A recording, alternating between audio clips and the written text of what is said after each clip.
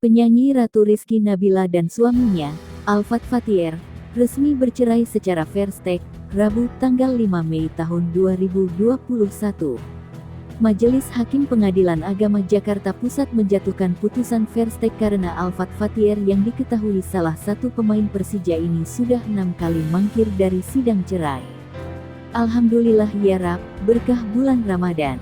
Putusnya Verstek, senang, aku jadi janda akhirnya, kata Ratu Rizky Nabila saat ditemui wartawan di Pengadilan Agama Jakarta Pusat, Rabu tanggal 5 Mei tahun 2021.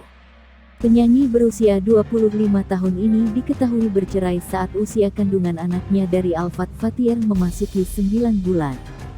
Meski begitu, Ratu Rizky Nabila mengaku lega akhirnya resmi bercerai. Ratu Rizky Nabila juga bahagia lantaran beberapa poin pembelaannya dalam persidangan terbukti. Segala tuntutan aku, terus juga yang sempat aku sampaikan ke media yang beberapa orang bilang saya bohong dan fitnah itu terbukti benar, tuturnya. Jadi, saya antara bahagia sama kayak lega gitu. Karena statement yang saya keluarin itu kan tanggung jawab saya, jadi alhamdulillah ya Allah. Berkah sih, kata Ratu Rizky Nabila lagi.